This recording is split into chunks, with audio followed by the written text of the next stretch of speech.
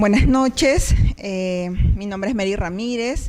El día de hoy nos toca hacer el segundo tema del módulo primero, que se refiere al ordenamiento territorial. La primera clase hicimos respecto al derecho urbanístico, ¿no? Y el día de hoy vamos a hacer el ordenamiento territorial y sus instrumentos, y planeamiento urbano también. La semana pasada conversábamos respecto de cuáles eran haciendo un pequeño repaso de la clase pasada, hablábamos de que el derecho urbanístico no es sinónimo necesariamente de el procedimiento de habilitaciones urbanas o de procedimientos registrales. El derecho urbanístico tiene que ver más allá, tiene que ver con la gestión de suelos, tiene que ver con el ordenamiento territorial, tiene que ver con cubrir de manera real las necesidades de todos nosotros, de las personas que vivimos en las ciudades, bueno, en general en el territorio nacional, ¿no? Entonces, este diplomado no se iba a ceñir específicamente a ese tema. Como ustedes han podido revisar en su temario, no se habla de manera muy específica respecto a procedimientos, sino más bien vemos temas más macro, ¿no? Sin perjuicio de ello, igual se van a tratar temas como saneamiento de la formalización y habilitaciones urbanas también, ¿no? Que eso va a estar a cargo del doctor Osvaldo. La clase pasada conversábamos respecto de cuáles son las fases o cuál era la principal carencia que teníamos nosotros. Me refiero a nosotros como país, y era la falta de una ley de suelos. Nosotros crecemos según las necesidades. Vemos un terreno vacío y ponemos nuestra bandera y lo invadimos. Necesitamos necesitamos transferir o movilizar nuestros productos. Entonces pasamos una carretera y no nos importa exactamente por dónde, ¿no? O tenemos la necesidad de la casa y construimos al costado de un relleno sanitario, o encima, que es peor, o en el cauce de un huaico, y todavía me titula. Entonces, en realidad, nosotros crecemos según la necesidad. En estas etapas que conversábamos la clase pasada respecto de cómo deberíamos, o cuáles deberían ser las etapas del urbanismo, las habíamos definido básicamente en 3. Las tengo acá.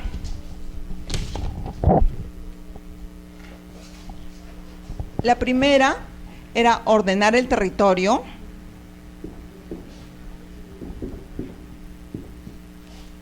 La segunda era planificar. Y la tercera era ejecutar. El ordenamiento del territorio está a cargo principalmente del Gobierno Nacional. En el año 2003, con la resolución ministerial 135-2013, MINAM, se aprobó o se nombró al Ministerio del Ambiente como ente rector en temas de territorio, y además se le dio la potestad de ejecutar, planificar y ejecutar el ordenamiento territorial. Vamos a empezar hablando de qué es el territorio. En realidad hay muchos conceptos respecto de qué cosa es el territorio, pero me he ceñido un poquito al tema constitucional. Nuestra Constitución señala que el territorio es el suelo, el subsuelo, el dominio marítimo y el espacio aéreo que nos cubre, ¿no? Lo que hay para abajo, lo que hay para arriba, el espacio aéreo, y en el caso que hay espacio marítimo también. ¿Para qué nos sirve el suelo? ¿Para qué nos sirve este concepto más bien constitucionalista? Nos sirve básicamente para conformar un estado. ¿Hasta dónde son mis límites? En el caso del Perú tenemos un área, si no me equivoco, 1.285.215.60 metros cuadrados. Definimos la función del Estado sobre este territorio y delimitamos interna y externamente nuestro territorio. Este es un concepto que lo utiliza el Ejecutivo, que lo utiliza en realidad el gobierno de manera general, ¿no? Antes estábamos divididos en departamentos, luego pasaron a las macrorregiones, que no funcionó, y ahora estamos en las regiones. ¿Cuántas regiones tenemos actualmente? ¿Saben algunos de ustedes? ¿Plantean? 10, 20, 30, 26. Sí, son 26. Lima se considera una región y el Callao también. Entonces actualmente tenemos 26 regiones. En realidad todas están delimitadas por regiones, pero siempre tenemos problemas internos respecto a la demarcación territorial de las provincias que conforman las regiones, ¿no? Eso lo vamos a ver más adelante. ¿Para qué nos sirve delimitar un territorio? Para saber también las formas de uso de las tierras, la ocupación y los derechos que sobre ellas hay. No es lo mismo la naturaleza de un terreno eriazo que podemos encontrar en la costa que un área natural protegida que podemos encontrar en la selva, ¿no?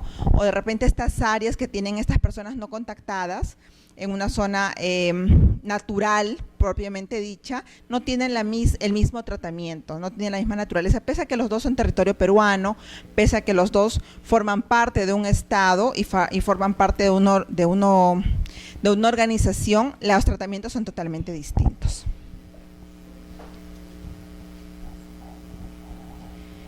Bueno, aquí hemos hecho una definición de lo que es territorio ya un poquito más desmenuzada, ¿no? Señala que el territorio forma parte de un ecosistema, o sea, el territorio no es aislado, forma parte de algo que brinda y provee servicios y recursos naturales. En especial he puesto esta fotografía de la selva porque todos nosotros pertenecemos a un territorio que nos brinda algo, o sea, si nosotros nos asentamos en determinado lugar o nuestras familias se asentaron a determinado lugar, es porque tenemos o sentimos cierta identificación o necesidad. Si yo me vengo a la ciudad, probablemente es porque este territorio o esta zona pueda calmar o satisfacer mis necesidades de servicios públicos o de transporte. Pero hay personas que de repente desean estar en lugares, sus necesidades no tienen que ver tanto con las occidentales como las nuestras, sino más bien naturales, ¿no? Dice, para atender diversas necesidades y son disfrutados en la medida que proporcionan calidad de vida y bienestar a la población. En la sierra y en la selva, bueno, en especial en la selva, los bosques en realidad no son plantados, o sea, no los siembran las personas, suelen ser naturales, suelen crecer de manera natural, ¿no? Están delimitados por determinado ordenamiento, pero lo que sí está sucediendo de manera más o menos común es que, y eso lo vamos a ver durante el desarrollo de la clase, los actores del gobierno no se ponen de acuerdo. Por un lado, el Ministerio del Ambiente, por ejemplo, dice, esta zona es natural y la protejo, y por otro lado, el Ministerio de Agricultura decide dar concesiones para talas de árboles, ¿no? Y terminamos con esa misma zona en una situación como esta. ¿Cómo estamos aprovechando actualmente nuestro territorio? No lo estamos aprovechando de manera ordenada y útil, sino, tengo una concesión minera, ya, me pongo ahí y la exploto. Tengo una concesión para explotación maderera, no me importa si vuelvo a reforestar, no me importa si la vuelvo a… ¿qué es lo que sucede detrás? Solamente aprovecho lo del momento. Tenemos sí, y formamos parte de, bueno, la hoja de ruta que es uno de los instrumentos de nuestro gobierno, el impulso a la propiedad, a la inversión privada, y eso está bien. O sea, aquí nadie dice que no haya inversión privada, pero debería haber con cierto orden. Por lo menos los actores deberían tener cierta comunicación, ¿no? Bueno, la pregunta es, ¿no? ¿Cómo se aprovecha actualmente? En realidad, lo que estamos haciendo es ver las necesidades sectoriales y está habiendo muchísimo impacto negativo, ¿no? en el ecosistema. He puesto esta foto en particular porque es una foto que queda en Madre de Dios. Madre de Dios tiene, y he puesto aquí una información que me parece que es útil. Conseguir una concesión minera, no sé si ustedes alguna vez han tramitado alguna concesión minera o han formado parte de un proceso de concesión minera, son bastante sencillas. Uno delimita, el Perú está dividido en cuadrículas, todo el Perú está dividido en cuadrículas. Uno delimita determinada zona y pide una concesión para hacer las búsquedas las podemos hacer cualquiera. Yo digo, a mí me parece que aquí hay oro. Entonces pido una concesión por determinada área. Es tan fácil como presentar tu plano, tu memoria descriptiva, tu DNI y pagar una cuota, una tasa que te señala el Ministerio de Energía y Minas, y ya eres titular de una concesión. No importa si la propiedad del suelo sea de otra persona. Como le decía, yo trabajo en el Estado, y por ejemplo, sobre terrenos del Estado inscritos, hay concesiones de otras personas, y lo que la ley exige es que este concesionario le pida permiso al propietario para utilizar el predio. Les comento un poquito, ustedes de repente que no son ingenieros. Los abogados, como siempre solemos enredarnos, hemos creado una figura de el inmueble, del terreno, que es que es el terreno en sí, lo que nosotros podemos tocar, y la concesión. La concesión es diferente que el terreno, no siempre es igual. No siempre el propietario de un terreno es titular de una concesión. Puede ser, pero no necesariamente. El terreno puede ser de propiedad del Estado y la concesión puede ser propiedad de Mary Ramírez. Pero a su vez la ley le pone el candado en este caso al minero, llamémosle informal, de que para hacer la explotación de su concesión tiene que llegar a un acuerdo con el titular del terreno, no para pagarle el uso del terreno, o sea, no le va a pagar la explotación porque se entiende que los recursos son recursos del Estado, son recursos de todos nosotros, y si el Ministerio de Energía y Minas le ha dado una concesión y le ha dado el derecho de explotarlos, el titular del terreno no puede impedírselo, pero sí necesita que le dé un permiso para que él pueda explotarlo. ¿Qué tal? ¿Cómo estás? Buenas noches. Entonces, no siempre estos mineros informales logran pedir este permiso.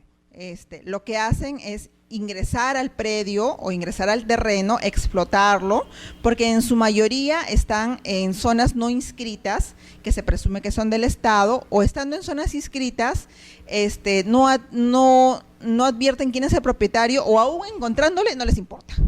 Entonces, una de las zonas más difíciles, por llamarlo de alguna manera, es Madre de Dios. Madre de Dios tiene 3.763 concesiones que el Ministerio de Energía y Minas ha determinado y los ha entregado. Entonces, la ley, el decreto legislativo 1105 en su artículo séptimo le dice a los mineros informales que ellos para la explotación de sus concesiones tienen que pedir permiso al particular con un documento fehaciente o al Estado, dependiendo de cuáles son los derechos que sobre él pueden recaer. De estas 3.763 concesiones, un poco menos de la mitad están en una zona que efectivamente es una zona minera, aurífera le llaman, ¿no? Porque tiene que ver con explotación de oro. Y más de la mitad está en una zona que no es minera, es una zona de exclusión minera, pero ahí están. De todos esos 3.763, solo el 2%, o sea, solamente 86 han logrado una certificación ambiental. Y yo no sé si este 86% ha logrado, perdón, estas 86 concesiones han logrado obtener el permiso del propietario del suelo.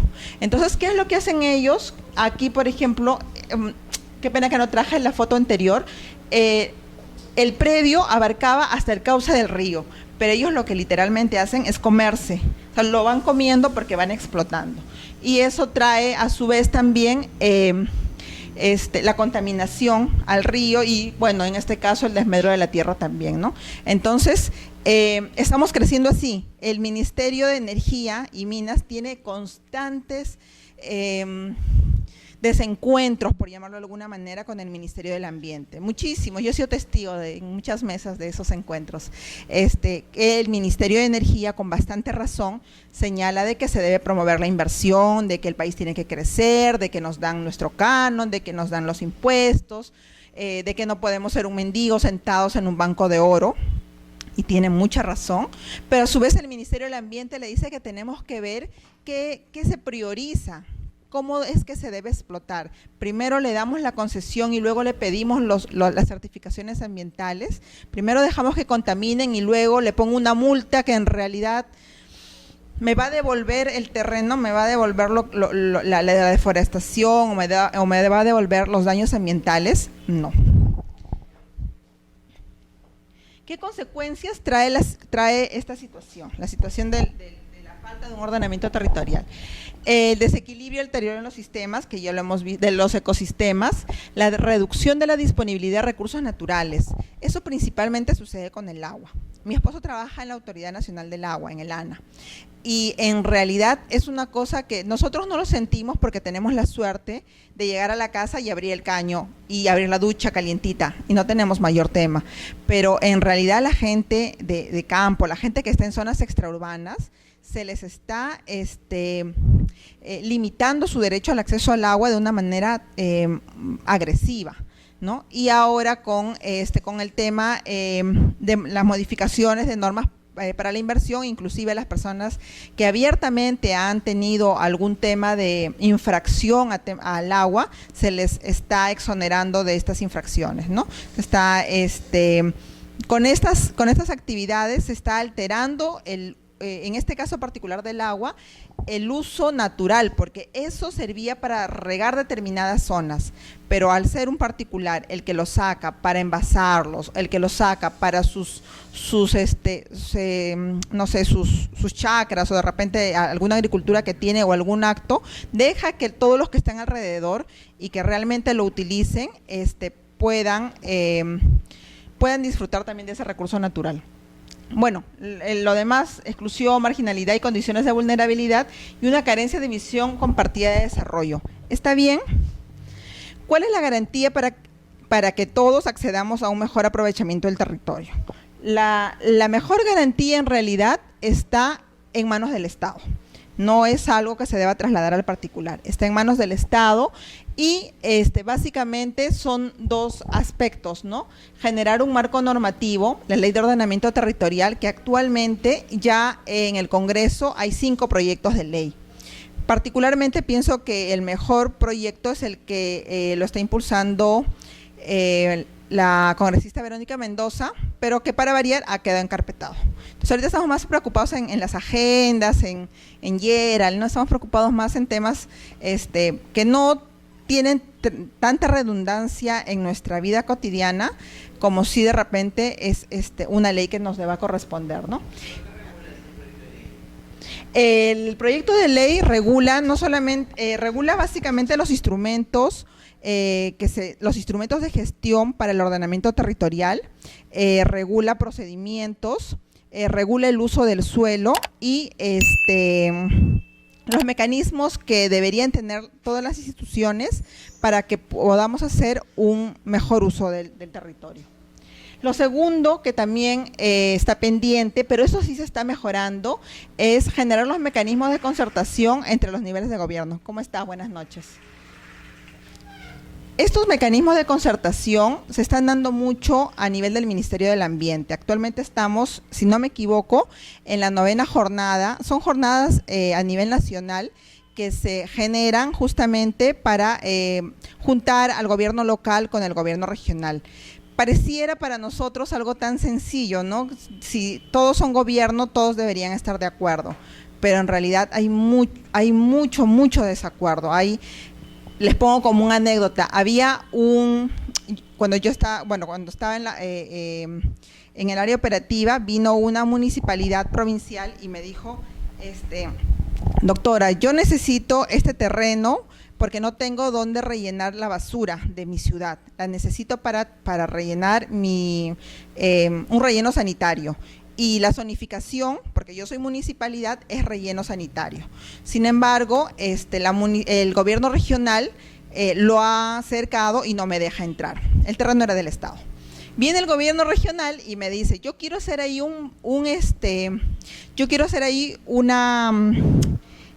hospital macrorregional y tengo el dinero para hacerlo. Pero el gobierno local quiere hacer ahí un relleno. Entonces, yo le digo, una pregunta, ¿hace cuánto tiempo están con este tema? Y me dijo, más o menos 8 años. O sea, tienen el dinero, ambos tienen el dinero porque ambos ya tenían sus proyectos avanzados, sus PIP creo que les denominan, pero en realidad no los ejecutaban porque no terminaban de ponerse de acuerdo. Entonces, en venganza, cuando el gobierno regional quería hacer otro proyecto, el gobierno provincial, el gobierno local, no le daba la zonificación que correspondía. Entonces era todo un tema, ¿no? Yo decía, pero si finalmente es por el bien de su propia gente, pero no se lograba. Entonces, estos temas que los vamos a ver más allá de los instrumentos de ordenamiento territorial han generado mucho conflicto a nivel de gobiernos locales. Y lo que trata de hacer el gobierno nacional, porque no siempre lo logra, es lograr estos mecanismos de concertación.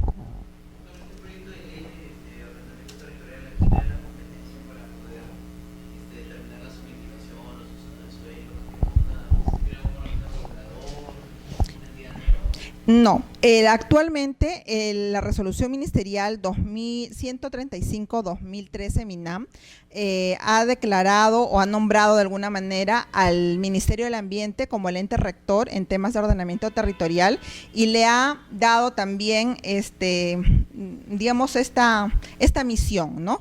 Pero en realidad necesitamos pues no solamente una resolución ministerial que en realidad en nuestra pirámide legislativa no tiene, puede ser fácilmente cuestionada con una ley o con cualquier otro documento, sino necesitaríamos tener más bien un respaldo mayor, algo que nos ayude a ejecutar mejor el uso del terreno. Sí, sí, claro.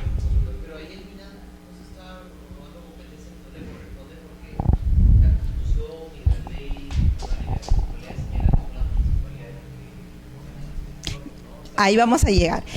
Justo les comentaba a tus compañeros que la semana pasada hablábamos de cuáles eran las fases de este tema, las fases del urbanismo. Y hablábamos de la primera, que era el ordenamiento, la segunda la planificación y la tercera la ejecución. En el ordenamiento, en realidad, está a cargo del Ejecutivo, básicamente, pero no es que yo solamente decide, sino que yo, digamos, comando este equipo, ¿no? Quienes planifican ya es un poco más, quienes lo prueban, por ejemplo, lo vamos a ver más adelante, son los gobiernos regionales y quienes lo ejecutan son los gobiernos locales. En realidad, en las tres fases tienen que participar todos, ellos no deciden y es un poco lo que, por ejemplo, algunos alcaldes que deberían, de repente mal informados, cuestionan y dicen: yo tengo mi autonomía, mi ley orgánica me señala a mí que yo debo ser quien decida cómo crece mi ciudad. No puede venir el gobierno nacional a través de un ministerio nuevo a decirme cómo es que yo debo ejecutarme, ¿no? Sin embargo, no es que yo le diga cómo lo debe ejecutar, sino que le doy las herramientas de cómo debería crecer su ciudad. O sea, hago un estudio de determinadas áreas de su ciudad y le digo: esta zona puede servir, por ejemplo, para un aeropuerto, esta zona puede servir para una expansión urbana, esta zona puede servir para poder hacer una explotación minera o no metálica, pero sí le tengo que dar los instrumentos, porque si no viene un titular de una concesión X y termina haciendo una concesión minera o no minera muy cercana a mi área urbana, ¿no? Entonces eso me va a crear conflictos sociales, porque va a suceder que estas personas que son los pobladores, obviamente y con justa razón, van a protestar, ¿no? Entonces, para evitar este tipo de cosas es que nos debemos ordenar. Alguna vez le escuché a nuestro ministro del Ambiente que él hacía como un equivalente de las zonas, de las áreas naturales protegidas. Las áreas naturales protegidas no nacieron de la noche a la mañana. O sea, fue todo un proceso, fue todo armar cada instrumento, ponernos de acuerdo, saber que sí, que no, hasta dónde, por qué y en qué beneficia eso. Yo hace menos de un mes tuve la suerte de viajar a una reserva nacional, que es la Reserva Nacional de Iguazú en Brasil, y era admirable cómo en realidad toda la ciudad había tomado conciencia de que esa reserva no solamente era una reserva que cuidaba los temas medioambientales, sino que habían sabido explotarlo de manera turística y lo explotaban bien. Hace como 6 meses tuve que viajar a Iquitos, que tiene para mí, o sea, muchísimos más recursos porque es muy lindo, pero físicamente tenía un nivel de contaminación bastante fuerte. Y no solamente contaminación minera, los desagües caían directamente al río Amazonas. No había crecido la ciudad de una manera tan desordenada que ni siquiera sus sistemas de alcantarillado los podían cubrir. Entonces, eran dos realidades que habían crecido de manera distinta, ¿no? Ambos tenían las potencialidades. Nuestra selva tiene potencialidades para ser un ente ecológico y turístico, pero en realidad estamos creciendo. Sí.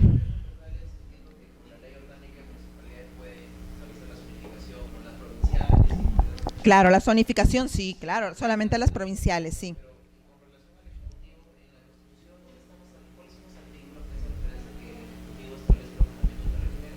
El artículo, a ver, voy a ver si lo tengo acá apuntado. Les he mandado con Carlos un compendio normativo donde está la parte que considera de la Constitución, está la Ley Orgánica de Municipalidades, la del Gobierno Regional, está también reglamento, esta resolución ministerial, y en realidad todas las normas que tienen que ver con el ordenamiento territorial. Voy a ver si tengo aquí el artículo, no me acuerdo, ay chispas, ay, ¿qué le hice? Sí, claro.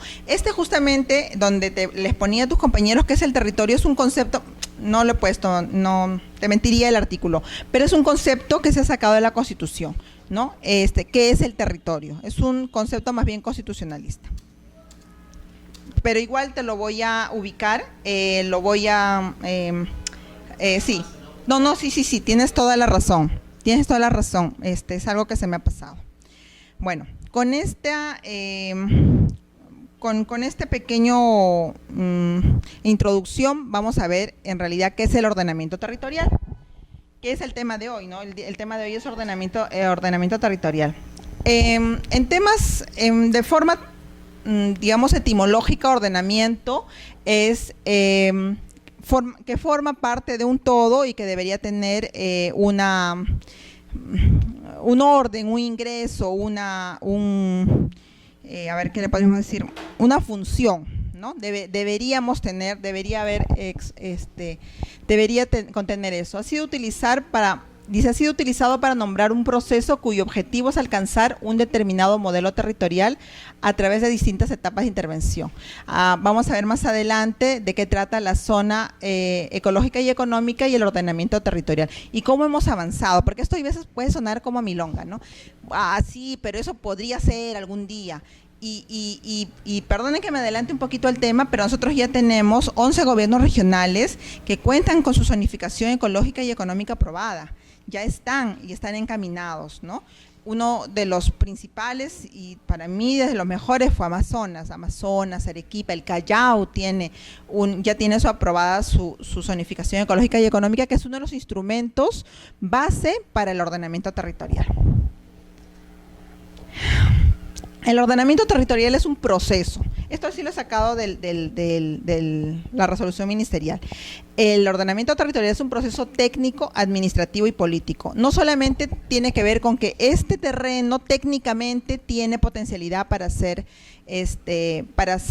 explotado, sino que políticamente también tiene que verse cuál es el uso que se le va a dar. El ordenamiento territorial tiene que ver mucho con la toma de decisiones, no solamente del Ejecutivo o de las municipalidades o los gobiernos regionales, sino también de los entes económicos, ¿no? De repente hay una empresa que necesita explotar en determinada área, que ya ha hecho sus estudios y tiene la necesidad de explotarla. Entonces se concerta, se conversa y se ve la necesidad de que si se puede o no hacerlo. Es importante que en el ordenamiento territorial se tengan que considerar las condiciones sociales, ambientales y económicas para la ocupación del territorio. Y aquí entra sobre todo el tema social, ¿no? Social y ambiental.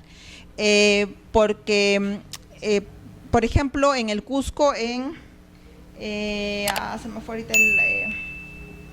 ahorita la provincia, en realidad no es que la población estaba en contra de la explotación, lo que la población pedía es que esta empresa que iba a hacer explotación minera respetara las cabezas de cauce, que es justamente de donde inicia, de donde llega el agua a poder contaminar el resto de agua. Ellos decían, si necesitas usar el agua, úsala, Espinar. Ya me acordé, la provincia es Espinar. Si necesitas usarla, úsala, pero necesito que respetes determinadas zonas. O algunas cosas que son discutibles, como que este es mi apu, ¿no? Decían, pero ahí hemos encontrado determinada reserva o algún tipo de mineral.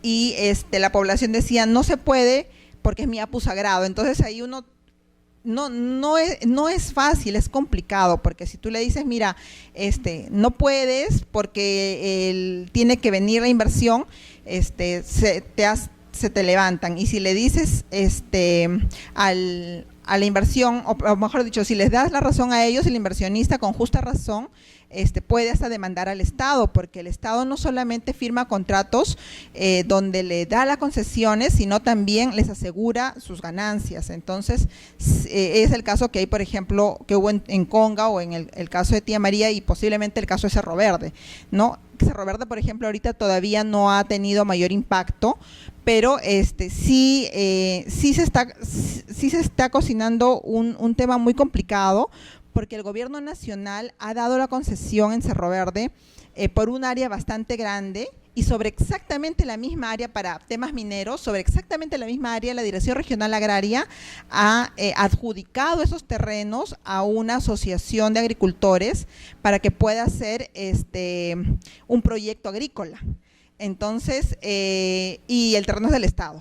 Entonces, cuando vienen al Estado, a la SBN no sabe qué hacer, porque tiene por un lado al gobierno nacional que ya tiene previsto que el ingreso de la mina o de esta empresa a ese territorio empiece a generar ingresos para el Estado, y por otro lado tengo el tema que Denis me conversa siempre, la autonomía, ¿no? O sea, si el gobierno regional, la Dirección Regional Agraria, que ya cuenta con las competencias transferidas, que ya se los ha dado la Ley Orgánica de Gobiernos Regionales, y tiene la facultad de ver a quién le da y a quién no le da determinado terreno para zonas agrícolas, ¿por qué el Estado o por qué el gobierno nacional tiene que irse contra esas facultades? ¿Se puede, no se puede? ¿Estamos avanzando? Entonces, son cosas que en realidad tenemos que irlas mejorando, ¿no? Otro tema que también puedo tocar al respecto es, ustedes deben haber escuchado en Lobitos, la playa Lobitos, que es una playa muy bonita, ¿no? Y yo no sabía, hasta que una brigada de la oficina tuvo que viajar, que Lobitos en realidad se inició como un bosque le llaman… es un bosque de petróleo. Estas maquinitas que suben y bajan, que son pequeñitas, que más o menos miden 5 metros de diámetro, son como unos pequeños extractores de petróleo, porque es una zona petrolera. Entonces, ellos extraen de manera continua el petróleo, y la ciudad de Lobitos, que son los trabajadores que forman parte de esta empresa, fueron creciendo. Han llegado a un extremo en que no cada casa, pero muchas casas tienen a 5 a 10 metros, por decir, en su patio, un pocito de petróleo. Entonces, sí, los tienen ahí. Ustedes ahí, no les traje fotos, pero los tienen ahí. Entonces ahí yo me veo al medio, porque otra vez el Ministerio de Energía me dice, toda esa zona es una zona petrolera, y es una zona que el Estado se ha comprometido con esta empresa para otorgárselas. Entonces, tu Estado se los tienes que dar. Y por otro lado, tengo el Ministerio del Ambiente, al Ministerio del Ambiente, que me dice, tú no puedes permitir que, estando gente ahí, que tenga ya un distrito reconocido, que esté delimitado, que tenga ya inclusive algún instrumento de planeamiento territorial, se priorice la extracción a la vivienda. Entonces ahí era una discusión eterna entre los abogados y los arquitectos. Qué bueno que hay dos arquitectos acá, porque los abogados decíamos, no, pero es que si ya hay un contrato y ya se firmó y tiene todo, o sea, no tiene ningún vicio de nulidad, correspondería que el Estado le dé la concesión a la empresa.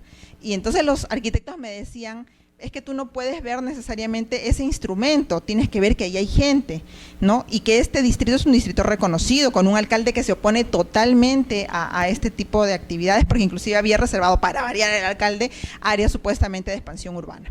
Entonces, fue un conflicto grande, que lo que se optó fue por suspenderlo. Se suspendió ese proceso, pero en cualquier momento va a saltar nuevamente, porque la empresa nuevamente la va a exigir y vamos a seguir en un círculo vicioso.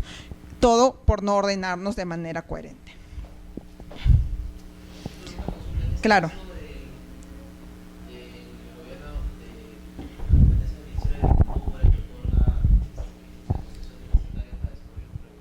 Uh-huh.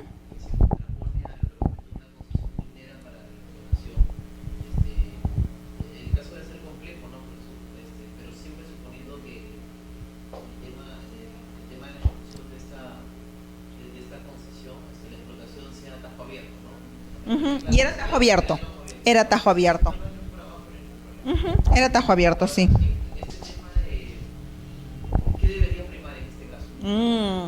Excelente pregunta.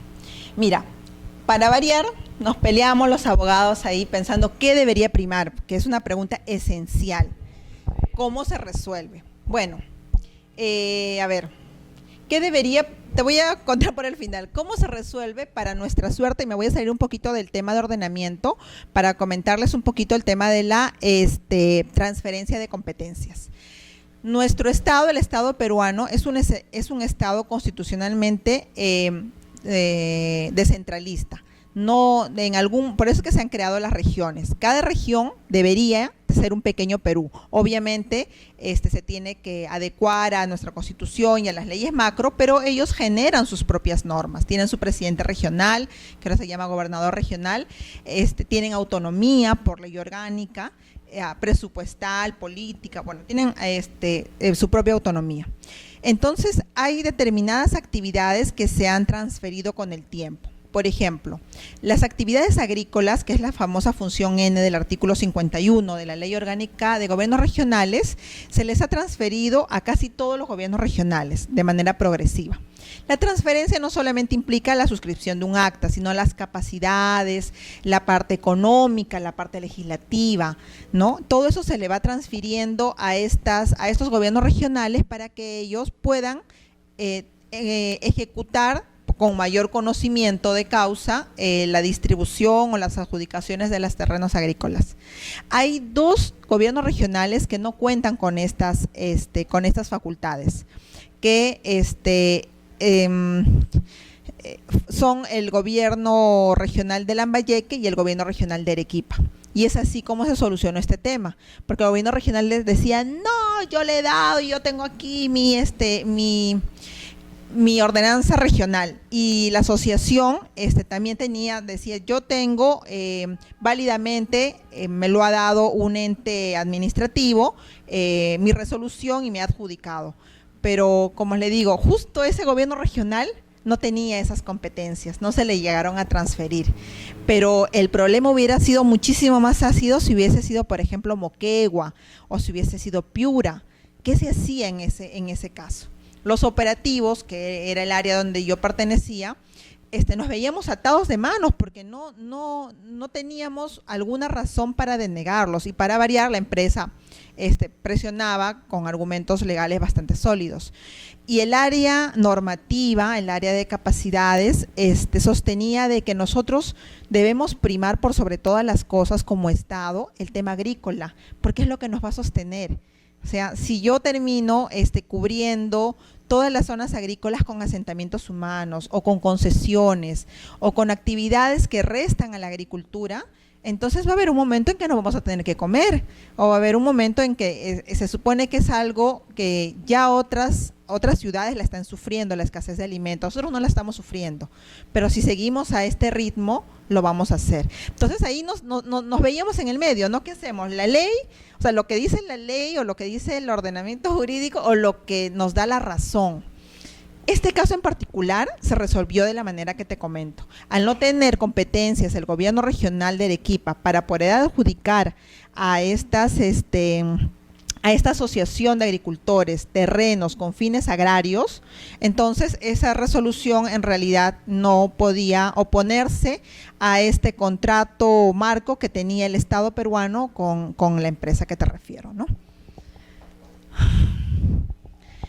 El Ministerio del Ambiente señala cuál es el concepto de ordenamiento territorial, ¿no? Habla de una asignación planificada y regulada de determinado uso al suelo, ya sea urbano, rural o área natural. Y eso es algo que también quería poner cierto énfasis. Cuando vemos Ministerio del Ambiente, pensamos de que solamente ve temas agrarios o temas ecológicos, pero no. También el Ministerio del Ambiente, al ser el ente rector en temas de ordenamiento territorial, también tiene o también observa o coadyuva a temas urbanos, ¿no? No hay discriminación de terreno.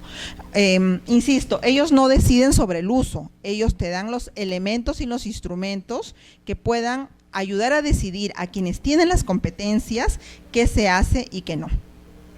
El ordenamiento territorial tiene en su cuenta el uso actual y el futuro del suelo, de acuerdo a sus capacidades.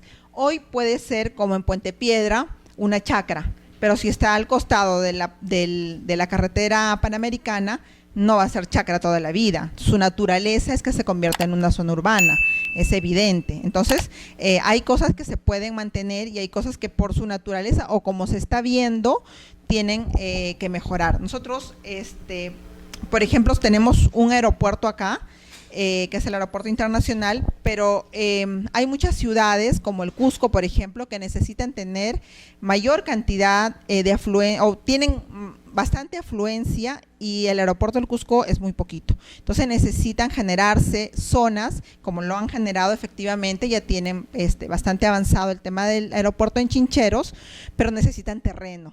Y necesitan terreno que sea compatible con lo que ellos hagan. Entonces, en el caso de ellos, por ejemplo, se avanzó, se determinó, se dijo, esta zona es ahorita una chacra, pero puede servir para esto porque tiene esa potencialidad. Lo mismo ha pasado en Pisco. No, en Pisco uno iba y encontraba ni un alacrán, pero se hicieron estudios que determinaron que una zona tiene la potencialidad de poder ser un aeropuerto, que por cierto hasta ahora no se bueno, principalmente se tiene que ver el tema del interés colectivo, ¿no? ¿Cuál es el nivel de responsabilidad de los diferentes niveles de gobiernos en lo que respecta al ordenamiento territorial? O sea, ¿quién es responsable de qué? A nivel nacional, como les comentaba hace un rato,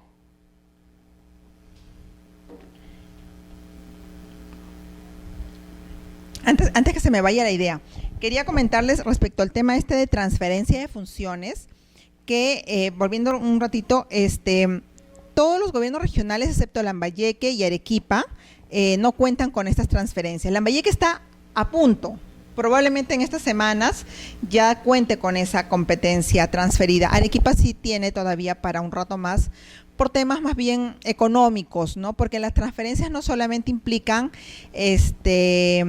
normas y procedimientos, sino también temas económicos como los trabajadores de planilla que le deberían corresponder o no, o determinadas situaciones. Pero Lambayeque ha avanzado bastante. En temas, por ejemplo, de adjudicación, estamos hablando de adjudicación de terrenos rústicos, pero también existen los terrenos urbanos y los terrenos eriazos. Actualmente estos terrenos están bajo la competencia de la Superintendencia de Bienes Estatales, pero dentro de este marco de descentralización ya existen 6 gobiernos regionales que cuentan con esas transferencias, con esas competencias transferidas. ¿Qué significa? Que si yo encuentro un terreno, un desierto, o un terreno X donde yo quiero quiero que me lo transfieran, y está a nombre del Estado, por más que diga Estado, yo ya no me voy a la SBN si es que ese terreno queda en Tumbes, que es uno de los gobiernos regionales que ya cuenta con transferencia. Voy directamente al gobierno regional de Tumbes y solicito a ellos que me hagan la transferencia, el usufructo, el arrendamiento, la servidumbre, que me lo adjudiquen, que me lo vendan, no sé, voy directamente con ellos, pese a que la ficha registral diga Estado peruano, o inclusive puede ser que alguien haya advertido un terreno en Arequipa.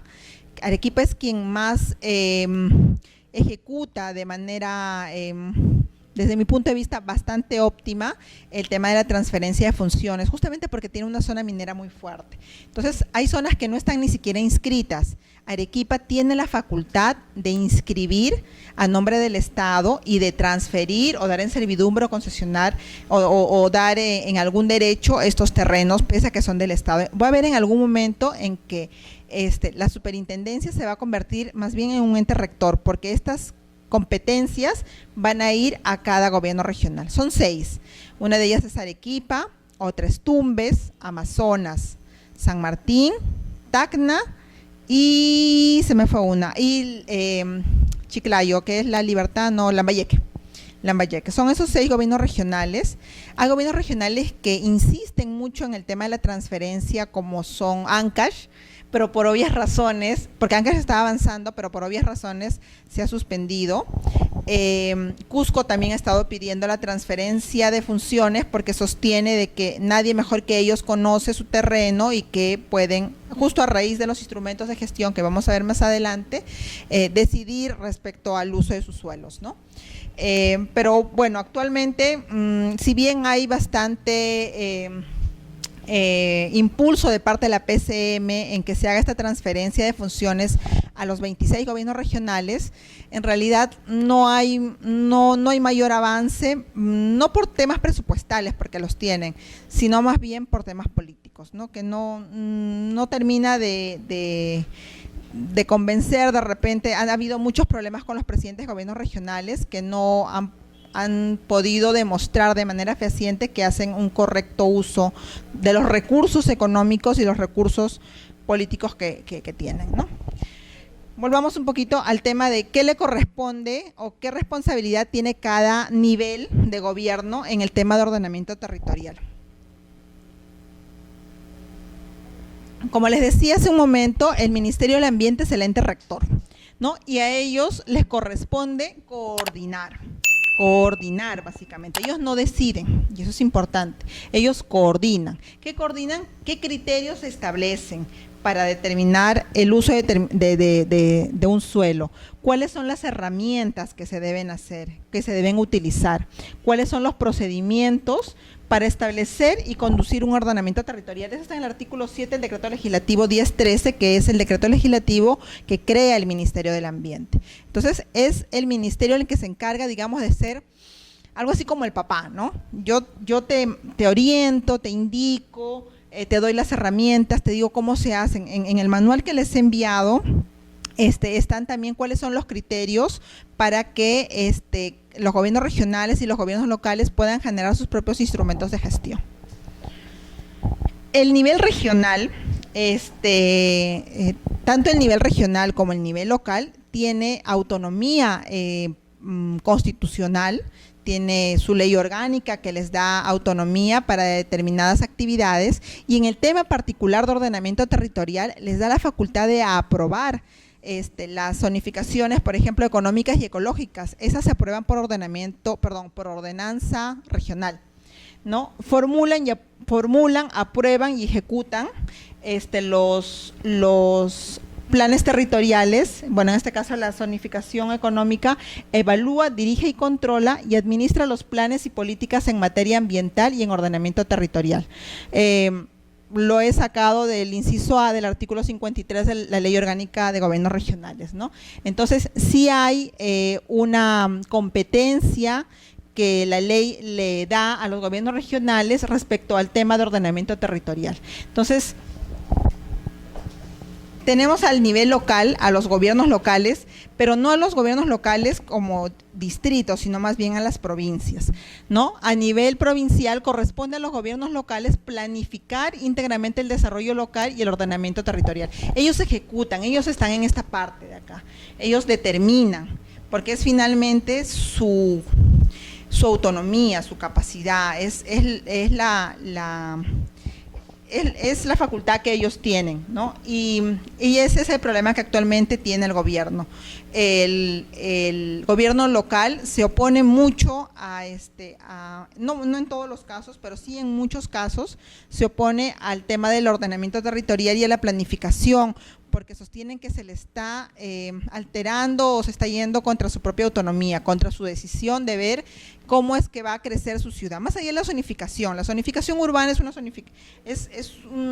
de las tantas actividades que ellos los dan, pero hablamos de algo más bien más macro, de cómo vamos a ir hacia adelante. ¿Cómo estamos ahora? Ya crecimos, ya estamos. Tenemos que ver cómo mejoramos y cómo vamos a tener un mejor uso de nuestro territorio. Claro. En este caso,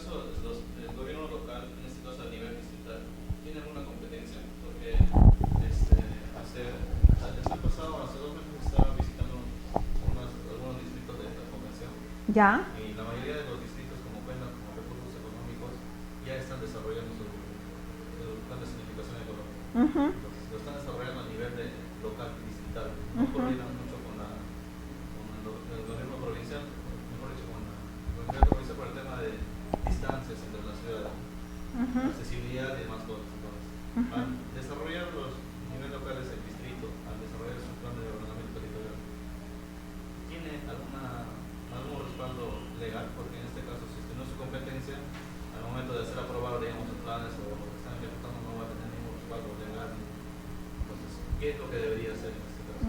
Ya, ellos tienen sí competencia para generarlos, porque es como es un documento de gestión, no debería ir de arriba hacia abajo, sino justamente de los gobiernos que son más cercanos, o en este caso los gobiernos distritales. Ellos generan los instrumentos para su zonificación ecológica y económica, pero quienes lo deberían, ellos lo van a subir, es algo así como el cambio de zonificación que se hace en las zonas urbanas, es a pedido, a propuesta de los gobiernos locales, ¿no? Son los gobiernos locales los que lo proponen, el gobierno provincial es el que lo estudia y luego de hacer determinado procedimiento lo aprueba. En este caso la ley le da a los gobiernos provinciales la facultad de aprobarlos, pero los gobiernos locales sí pueden iniciarlos, sí lo inician, sí tienen respaldo del Ministerio del Ambiente, quienes de manera más o menos continua los asesoran, porque nadie mejor que ellos conoce el uso de sus suelos, las necesidades, el tema social que es tan importante, sí. Y qué bueno que en el Cusco lo estén haciendo y estén haciendo un buen uso de su canon, porque la generación de esos instrumentos son costosos, tienen un costo alto, ¿no? Y son varios estudios que se hacen, o sea, no es que lo haga en 2 días, en una semana o en un mes, tiene un grado de dificultad en su elaboración y también en el presupuesto que le deba dar, ¿no? Pero sí son los actores principales para poderlos generar. Sí, dime.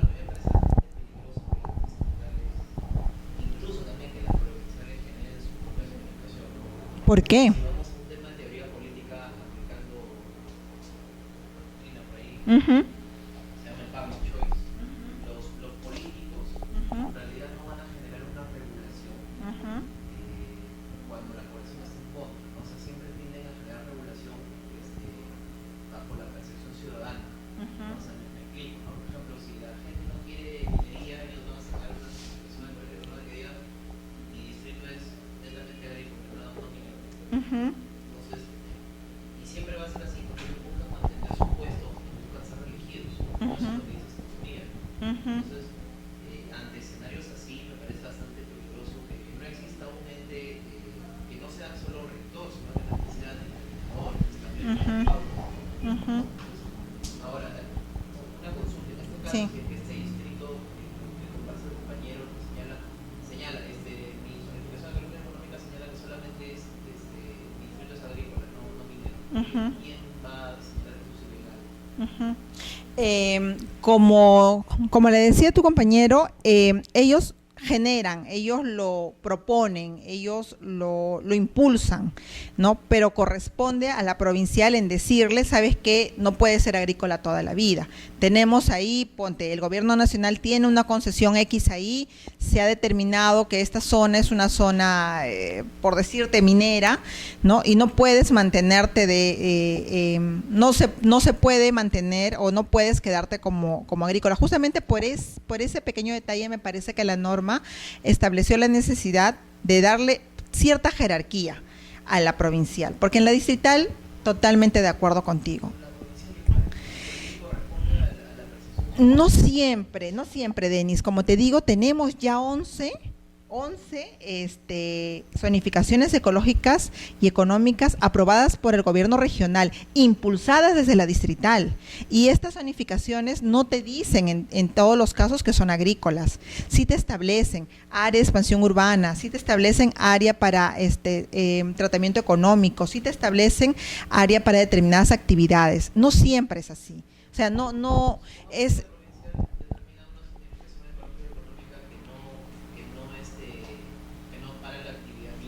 ¿Quién podría decir que eso es ilegal? Vamos, seguimos hasta arriba. Claro, ahí tendría que intervenir el Ministerio del Ambiente. Tendría que intervenir porque ellos no solamente son el órgano que lo mira, sino que ellos asesoran, coadyuvan a la generación de estos instrumentos, están, digamos, detrás de cada uno. Es más, ellos ponen, yo creo que de manera acertada, estas 11 zonificaciones ecológicas y económicas como un logro suyo, porque un poco gracias a nuestras actividades. El Ministerio del Ambiente es un ministerio relativamente nuevo y es un ministerio bastante importante, ¿no? Para los que tenemos que ver con propiedad, con saneamiento, con cosas, yo sí considero que es importante. Tiene una dirección de ordenamiento territorial que está bastante respaldada, no solamente económicamente, pero tiene más de 23 millones, solamente la dirección en presupuesto anual, sino también se le está generando de alguna manera algunos instrumentos que los puedan coadyuvar. Siempre insistiré con la ley del ordenamiento territorial que debería salir, que debería ayudar, pero sí ellos como Ministerio del Ambiente pueden coadyuvar a estas personas, hacerlas entender. Eso me pasó en el Espinar. En el Espinar se hicieron los estudios, y los alcaldes no los aceptaban. Decían, ese estudio no va, no corresponde. En Arequipa me parece que con Tía María también sucedió. Se hicieron varios estudios, los estudios especializados, y los gobernadores, bueno, en este caso los alcaldes, los desconocían porque decían que no tenían legalidad, ¿no? O que habían empezado de mala manera. Entonces, sí es factible, sí es posible de que hayan estos conflictos sociales. No te puedo decir que es imposible, pero se va avanzando paso a paso, poco a poco. Lo mismo sucedió con las áreas naturales protegidas. Nadie las quería porque decía, ¿por qué estamos desperdiciando tanto espacio? Si en ese espacio hay tanto petróleo, hay tanto oro, ¿por qué desperdiciarlo? Y se fue avanzando poco a poco. En esto no tenemos un plan de ordenamiento territorial todavía aprobado. Estamos avanzando de a pocos. El tema político es, pienso yo, la principal traba, pero es con lo que vivimos, es lo que tenemos.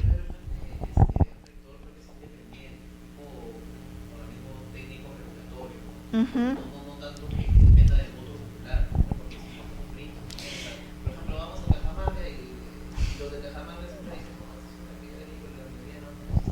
Sí, siempre dicen. Las políticas regulatorias que se echan por técnicos, no por políticos. Sí. Sí y no. Yo que he trabajado o que trabajo todavía en el gobierno nacional y haciendo un mea culpa, y eso creo que lo tengo acá o más allá. No, te debo. No, vamos a ponernos repa. Tenemos el.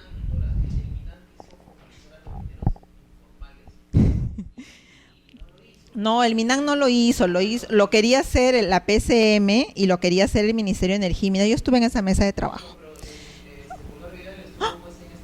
Se no va. Ah, no, es que eso es otra cosa. Nos están boicoteando porque se pagó todo. Creo que por aquí están los mineros. Por favor, somos sus amigos. Peace and love. Mira, esa política que sacó, esta regulación que sacó el Ministerio del Ambiente, ya. No fue buena porque solo el 2% se pudo acoger esta ley para formalizar. Ya, eso no lo sacó el Ministerio del Ambiente, lo sacó el Ministerio de Energía y Minas con la PCM. La discusión que tiene Hernando de Soto con el Ministro del Ambiente, yo soy medio hincha de Hernando de Soto, pero en este aspecto no. Justamente porque trabajé en COFOPRI, vi y pienso, es una opinión personal, que lo que el Perú necesita es tener tecnócratas. O sea, más allá del tema sentimental, más allá del tema, ¿no? Tenemos que tener un sentido a las cosas que hacemos, un respaldo, un porqué, y tenemos que avanzar, porque no nos podemos quedar así. Entonces necesitamos tecnócratas. Uno de los mejores que tenemos aquí es Hernando de Soto. Me parece que desarrolló muy bien la teoría del proceso de formalización de las posesiones informales, que lo vamos a ver creo en 2 clases más adelante, y que generó todos estos instrumentos legales y políticos que coadyuvaron a que más de 2 millones de personas puedan formalizarse. Y me parece muy bien. y él parte del tema de la propiedad. Nadie puede invertir en algo que no es propietario. Nadie puede estar seguro si no sabes si es propietario o no y si te van a votar mañana o no. Y en el tema urbano me parece que es importante, pero en el tema de comunidades campesinas, que era lo que conversábamos la clase pasada, él sostiene la teoría, lo he leído un poquito, de repente no a tanta profundidad, pero él sostiene la teoría que las comunidades campesinas se tienen que formalizar y tienen, digamos, se les tiene que dar el derecho para que ellas, es que las comunidades, que estas comunidades nativas y indígenas no necesiten tener el documento en sí, sino deban tener el derecho a ellas a decidir a quién le dan y a quién no le dan determinada actividad para que se haga dentro de su territorio. O sea, él dice, como ellos son formalizados y ellos son propietarios, deberían como propietarios decidir si sobre su zona se explota o no. Y ahí no estoy de acuerdo, porque por sobre el derecho de una persona, creo que está el derecho de todos nosotros. Entonces, si yo en mi casa decido, por poner un ejemplo, poner una antena las antenas no es un buen ejemplo, poner estos pocitos extractores de pozo porque me dan, ¿no? Y yo lo pongo porque a mí no me hace daño, sí pongo en riesgo a las personas que están alrededor. Entonces no puede primar el interés individual al interés colectivo. Ese es el tema por el cual Hernando de Soto peleaba con Pulgar Vidal, porque Pulgar Vidal le decía que esa teoría que él tenía para las zonas urbanas no era aplicable a las zonas de comunidades, porque ahí había un interés superior que era el interés del ambiente, el interés de la agricultura y del ambiente en general. Él no hablaba tanto de la agricultura, hablaba del ambiente, del medio ambiente, y que en ese sentido no era tan fácil como en el caso de Cofobri, que le daban su título y lo hacías, era distinto.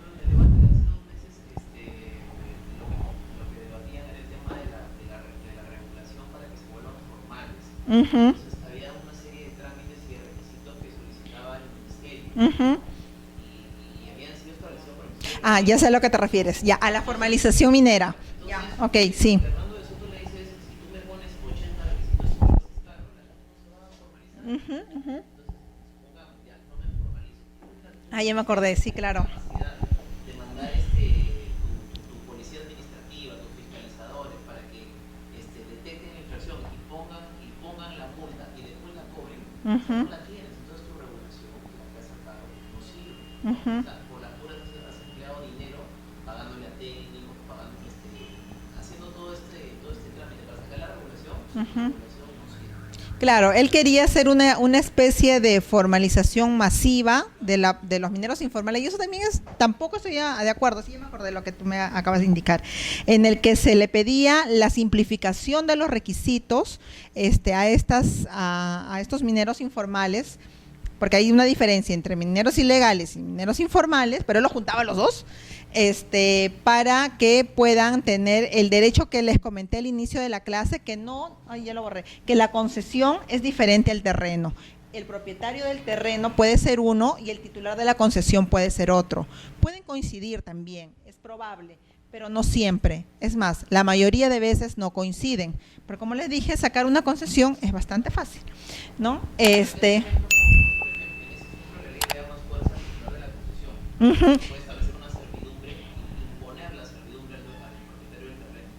Sí, puede imponer una servidumbre y por ahí es que jalaron el tema de la servidumbre con el Estado, con el Decreto Supremo 054-2013 PCM, por el cual en 15 días el titular de una concesión que advertía que un terreno no estaba inscrito o estando era a nombre del Estado, solicitaba que se le haga una entrega provisional del terreno para que puedan hacer ya sus actividades. Entonces es imposible que en 15 días en la provincia de Dios nos valga, Cristo nos valga, que quede en Piura, puede ir la SBN, que es el titular en este caso de los terrenos del Estado, para hacer un diagnóstico del terreno, si realmente es pasible o no de una concesión. De repente, él me dice, es un terreno herido, y cuando yo voy veo gente, entonces yo no le puedo hacer la entrega provisional de este terreno.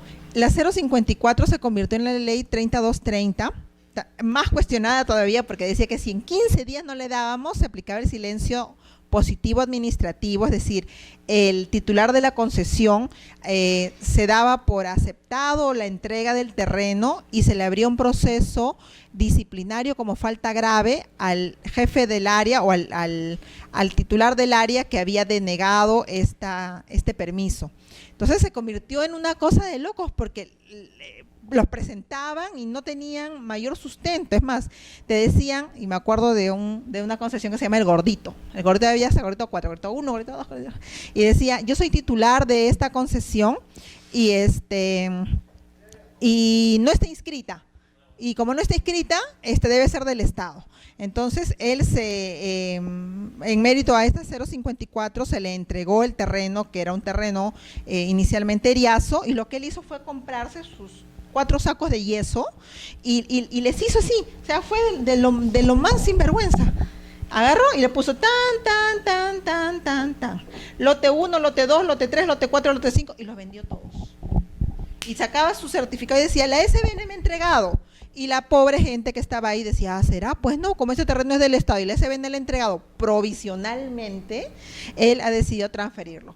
Cuando nosotros fuimos otra vez a campo, 5 meses después, lo encontramos lleno de viviendas.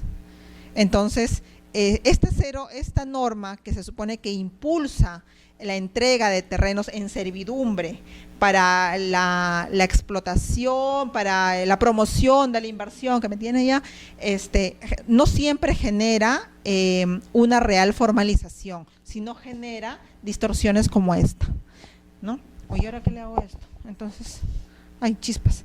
Carlos.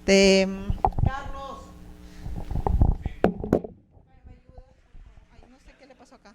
Ya. Entonces, lo que justamente cuando estábamos en pleno... Eso lo voy a editar. Mejor lo arreglo y ahí continuamos con la clase. Ya. Ok, entonces, ¿qué hago ahorita? ¿Ahí se quedó? Sí, no. Sí, ahí. ¿Ahí? Ahí. Acá. Antes. Sí, pasa la paso y de ahí pasa la que sigue. Ya se arreglaron. ¿Sí? Ah, ya, sí, está bien. Entonces, cuando cierre, continuamos con el video, ¿ya? Bueno. Estamos ahora, ¿no? Sí. Entonces, cuando estábamos, y lo digo con algún conocimiento de causa, Denis, porque yo formaba parte de la oficina que justamente decidía las entregas de servidumbre a favor de los particulares para temas de concesiones, ¿no? En general. Ponerte al medio de qué haces si se lo das a alguien que probablemente te haga una cosa de estas, o se supone que la entrega provisional implica, de manera expresa, lo decía la norma, que no haya ninguna actividad, pero yo le entregaba a Toromocho, le entregaba, no sé, a Chinalco o a cualquier otra empresa, le hacía la entrega provisional, me juraba por la Virgencita del Chapi que no iba a hacer ninguna actividad, sino solamente resguardarla, me daba la media vuelta y venían todas sus maquinarias y ya estaban puestas ahí. ¿Cómo lo saco? ¿Cómo saco o sea, cómo después de revisar o después de que el Ministerio del Ambiente o Agricultura o cualquier otra entidad me diga que ese terreno no es un terreno apto para actividades mineras, cómo hago para decirle, oye, entrégamelo, si ya tiene instaladas sus cosas?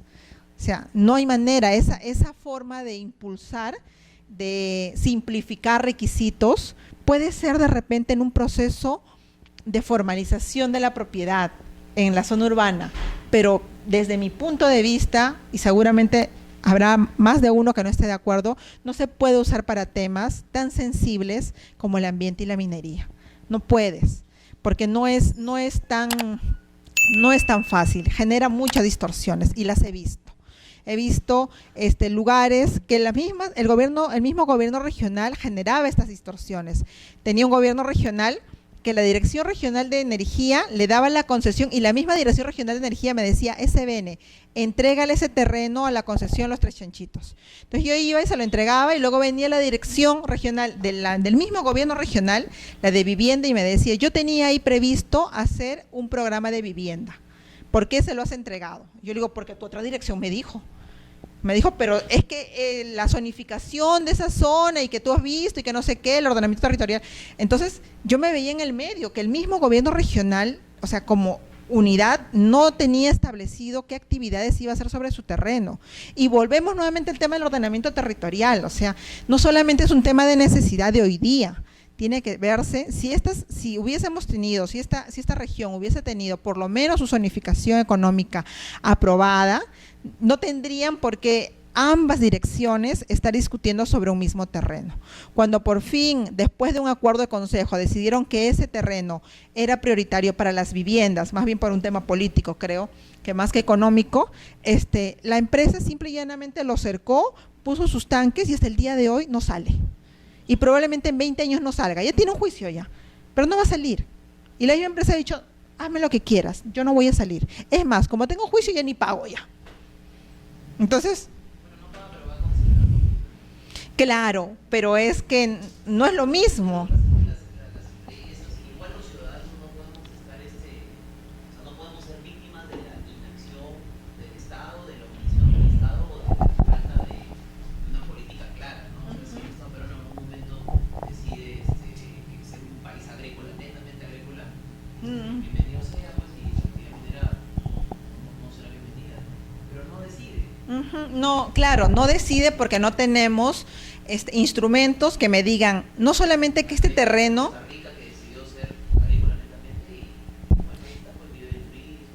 Claro, y eso me pasó me parece que fue con Marcona, con el proyecto de Marcobre, no me acuerdo con qué proyecto en Ica, que el gobierno regional se oponía porque decía, ahí vamos a hacer un proyecto agrícola, pero cuando se hacían los estudios de impacto ambiental, ese terreno era imposible que pudiera crecer un alacrán, o sea, no había manera de que tuviese aptitud agrícola. Entonces ya lo estaba cerrando por cerrarle, porque no quería, porque había un tema político atrás y no se lo quería dar, y eso tampoco está.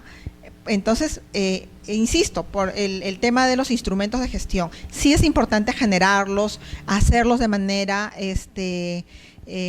concertada y de manera técnica, ¿no? Creo que el futuro de todos nosotros está muy ligado a esos temas.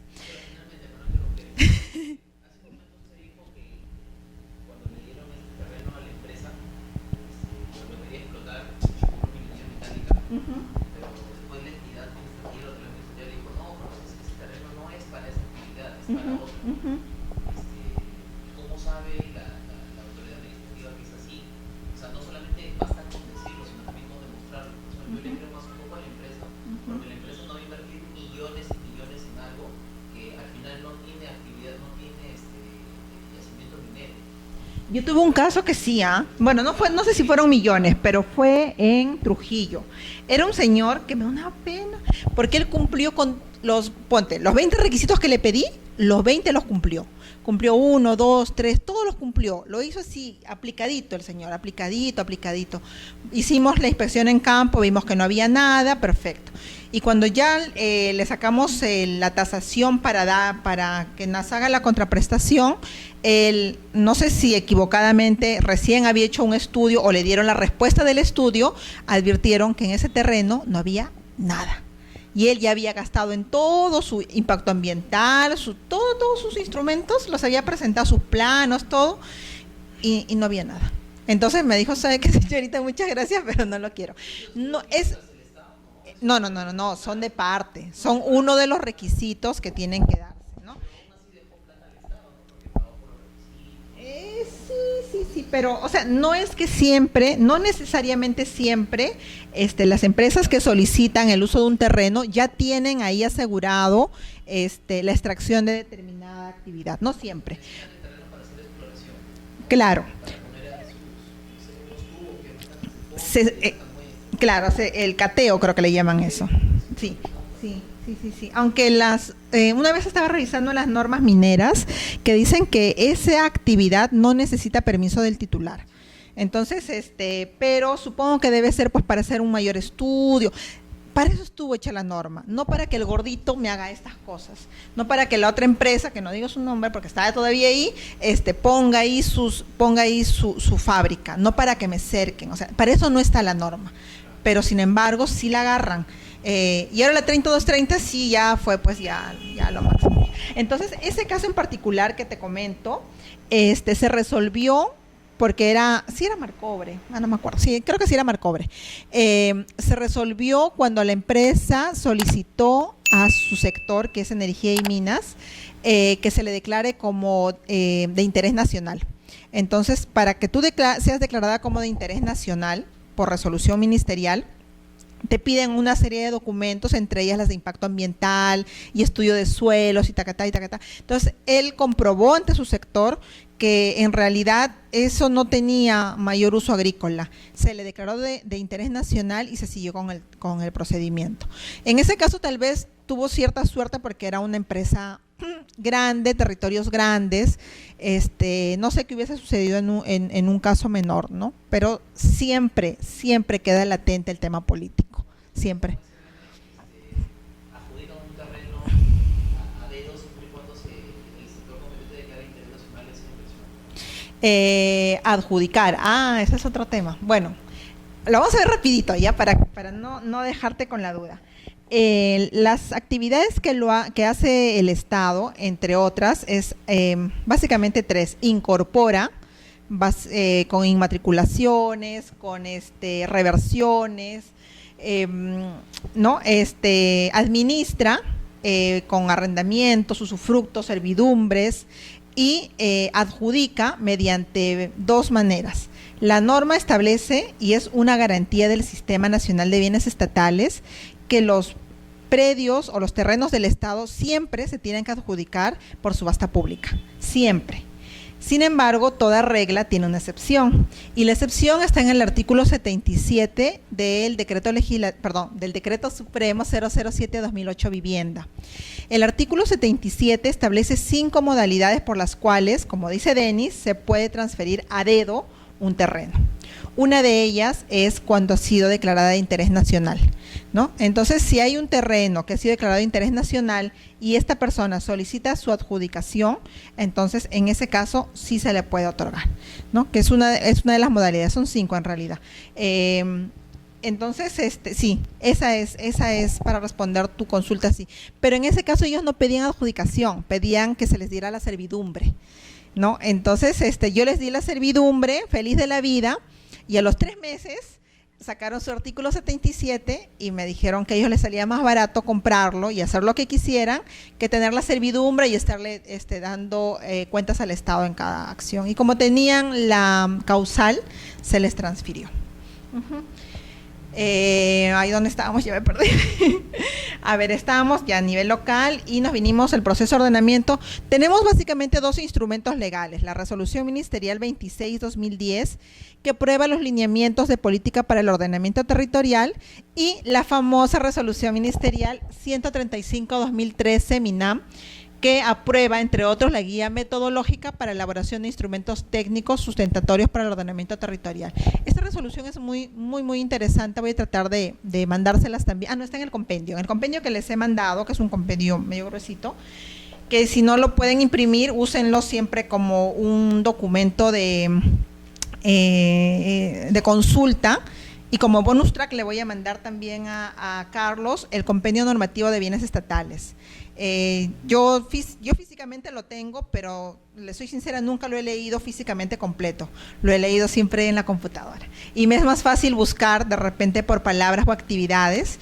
Entonces, en la dirección de normas de la SBN, tuvimos la idea de poder digitalizarlo. Entonces, también se los voy a mandar porque creo que finalmente todos los que tenemos que ver con saneamiento, nos es útil, ¿no? Se los voy a mandar a la brevedad.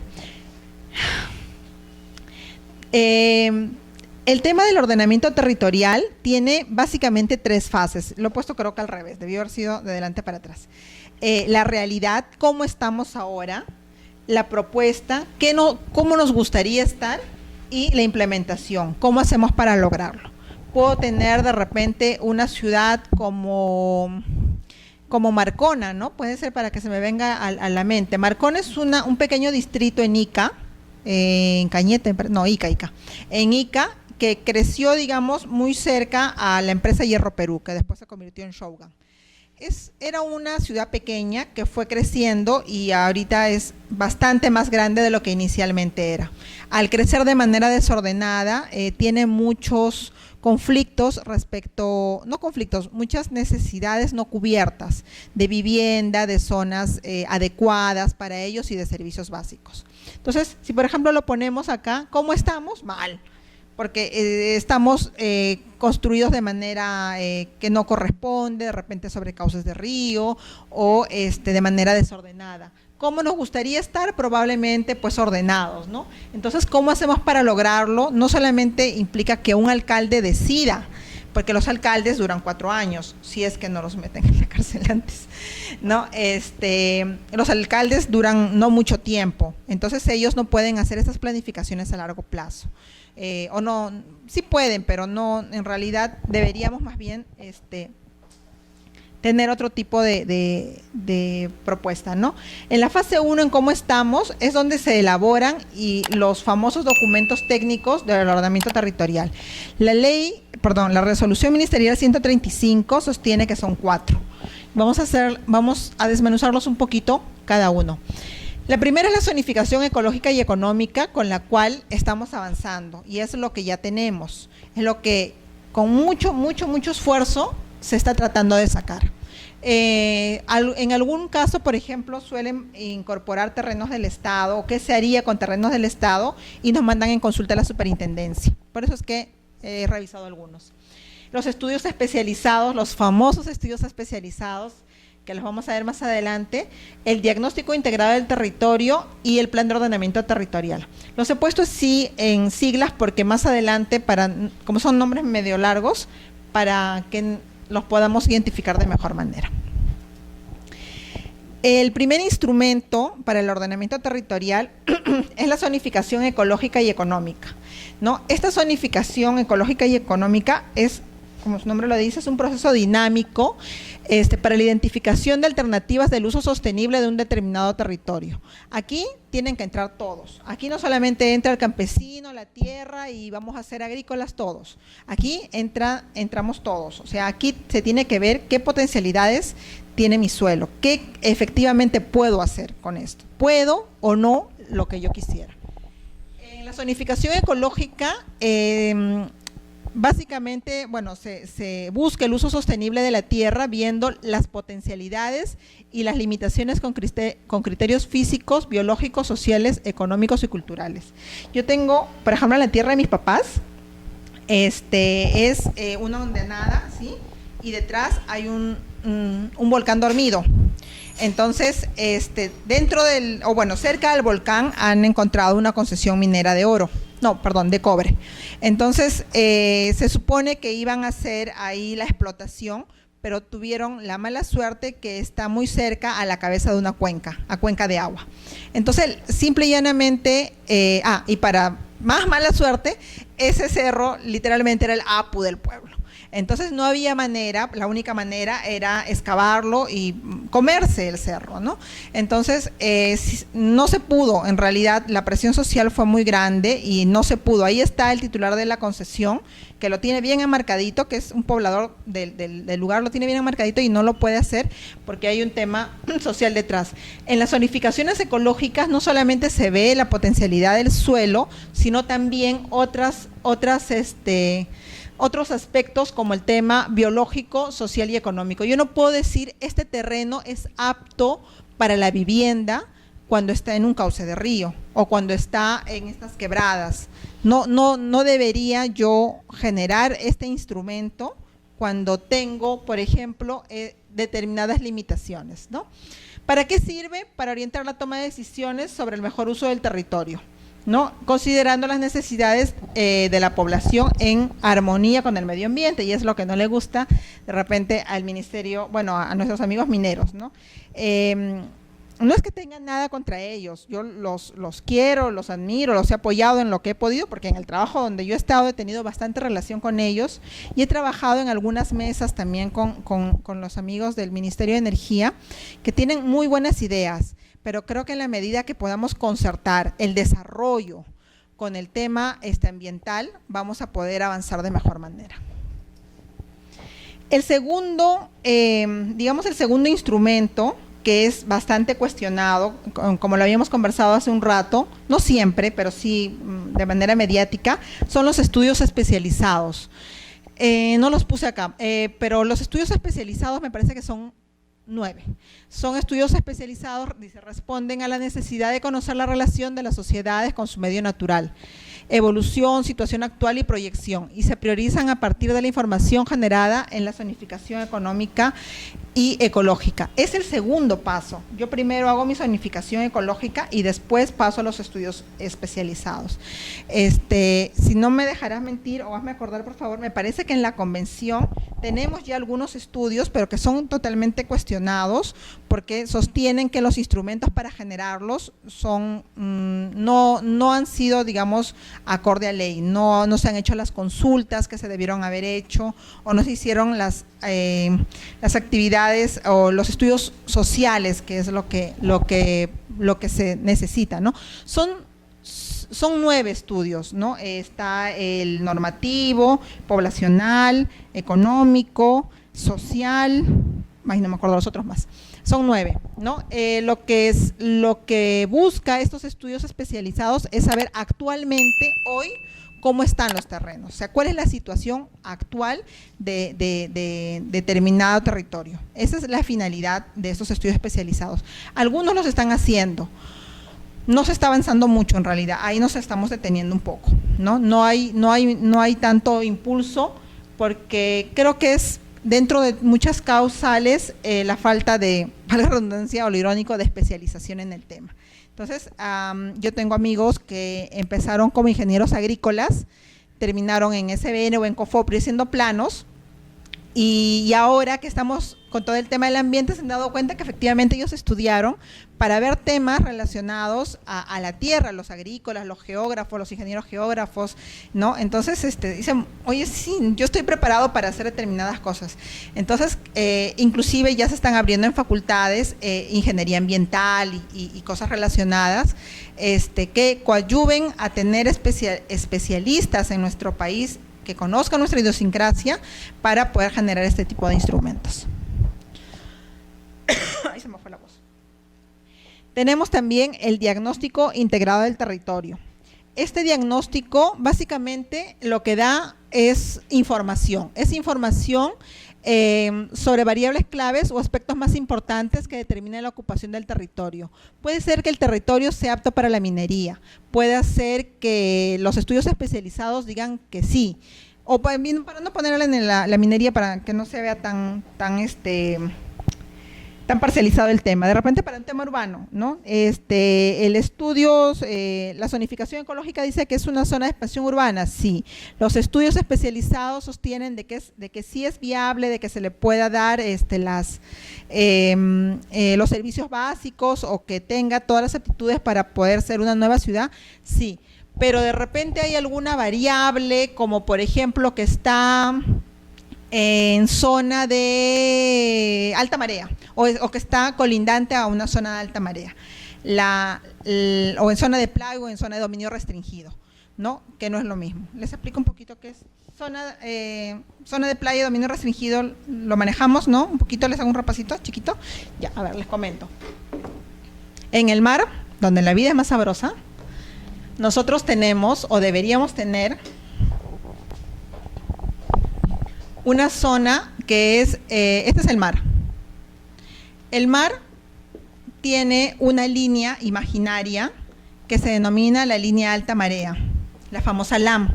La línea de alta marea la aprueba la DICAPI a través de su Dirección de Hidrografía Marítima. Esta línea de alta marea es importante porque cuenta los 50 metros contados a partir de la línea de alta marea y denomina esta zona como playa. La playa, lo señala la Constitución, es un bien de dominio público y los bienes de dominio público son de todos, son imprescriptibles y nadie debería tener un acceso exclusivo a ellos, es de todos, debería.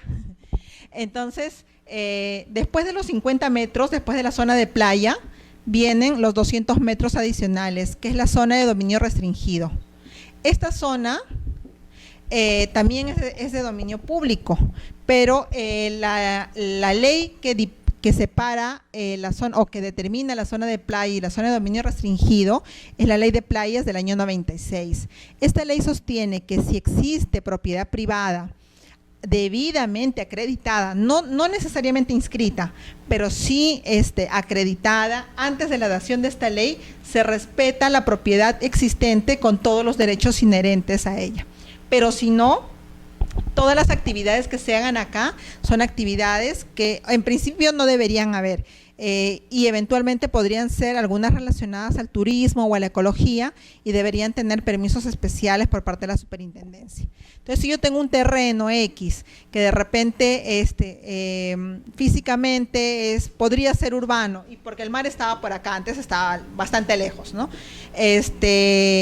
Y pasa el tiempo, pasan unos años y viene algún fenómeno y hace que el mar se extienda y que la línea de alta marea se mueva, porque no es fija. Entonces, este terreno que inicialmente pudo haber sido destinado a determinada actividad, después, en realidad, con un diagnóstico integrado, o al ver de repente que acá cerca hay por decir, un cerro que está como la Costa Verde, ¿no?, que está lleno de cascajos, o que por acá hay un relleno sanitario, o no sé, cualquier otra actividad, en realidad pueden dar a conocer que este terreno en realidad no puede ser apto para la actividad que inicialmente se le había detectado. Indica el diagnóstico integrado del territorio las condiciones favorables y desfavorables en las que se encuentra el terreno y que sirven para la elaboración del famoso Plan de Ordenamiento Territorial, que es el último instrumento de gestión para la aprobación de un ordenamiento territorial. Ese es el plan. El plan es un instrumento de planificación y gestión del territorio y se construye a través o a raíz o sustentado en el diagnóstico integrado del territorio. O sea, es sobre esa base, a partir de ellos es que recién se aprueba el plan de ordenamiento territorial. Vincula el proceso con otros planes e instrumentos relacionados como la zonificación económica, como los estudios especiales, ¿no? Y bueno, obviamente con el diagnóstico integrado se vincula todo, se hace un todo, se relaciona en general, ¿no? Y se ejecuta a nivel regional y local y provincial, ¿no?, en correspondencia con las funciones definidas por ley. Una vez que tengamos este plan, y ahí, bueno, qué pena que lo borré, que es la tercera fase, es ahí donde ejecuta ya de manera directa el gobierno local, que es lo que ellos temen. Ellos dicen, si el gobierno nacional va a decidir qué se hace sobre ese terreno, si el gobierno nacional va a decidir qué actividades, por cuánto tiempo y hasta qué áreas se van a afectar, entonces, ¿yo qué voy a hacer? El mandadero. O sea, yo finalmente, y si no estoy de acuerdo, ¿no? Es cuestionable saber si ellos deberían o no participar, como decían antes sus compañeros, en la generación, porque ellos políticamente siempre van a mantener sus votos. Pero también esta generación de otros instrumentos, como por ejemplo los estudios especializados, ya hace que en algún momento se tengan que chocar, porque no va a haber manera de probar que determinada área, como en el caso de Ica, está destinada para la agricultura, cuando ya los estudios dicen que ahí no crece ni un alacrán, y no es posible que pueda crecer algo por determinada forma del suelo, ¿no? Ellos lo ejecutan y siempre se hace bueno, se va a hacer, porque no tenemos uno todavía, en conversaciones y en coordinaciones en general, ¿no? Claro. En este caso específico hay un distrito de Pichari que el año pasado elaboraron su perfil y el expediente. ¿Ya? Que está aprobado, y este año la nueva gestión inició con el desarrollo y la ejecución ya de ese proyecto. Y tengo entendido de que ya estamos en el desarrollo de la elaboración de la ZE y los estudios especializados. Ya, la ZE ya la hicieron, ya la aprobaron. ¿O todavía? ¿Recién la van a hacer? Ya, recién la están elaborando. ¿Y me dices que están en qué? Justo viajé porque estaba ya no nos está desarrollando actualmente la ZE, pero según conversé con el residente encargado de ese proyecto, no tiene ninguna coordinación con ningún ministerio. ¿Y lo están desarrollando? Ya está en desarrollo porque el SNIP estaba aprobado. Ya en el PIA estaba también presupuestado el monto del proyecto. El proyecto a 4.8 millones. Es el proceso de ejecución. Entonces, en este caso, lo que he visto es que cada municipalidad que son autónomos. Y ellos mismos son y ellos se justamente por el tema de los votos. Interesante, interesante acotación, porque en realidad lo que yo te digo en este aspecto es la teoría, pero tú me estás demostrando que en la práctica están. Claro. Habría que, sí, habría, ¿en qué provincia me dices que es? En la convención. Sí, yo sé que la convención sí los alcaldes son bien bravos, sí. Sí, justamente por el canon que tienen, sí tienen, sí, bueno, pero igual me da pie a que revise un poquito. Supongo que deben estar aprobados, o sea, no sé cómo los hayan aprobado, tendría que revisarlos un poquito para darte mayores luces. Los proyectos hasta que no superen, hasta que no necesite viabilidad, no Ajá.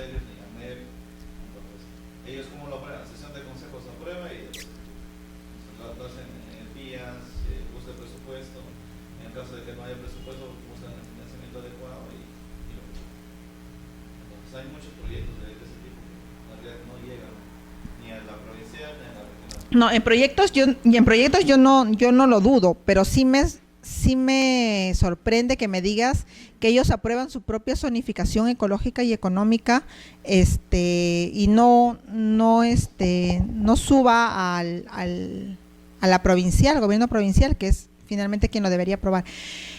No sabía del tema, pero me has dado un input para empezar a revisar y leer un poquito de eso. Y si encuentro algo que nos pueda servir, lo comparto para ver. Realmente existen, sí, alcaldes, bueno, no solamente alcaldes, políticos o personas nombradas por elección popular que, como el gobernador de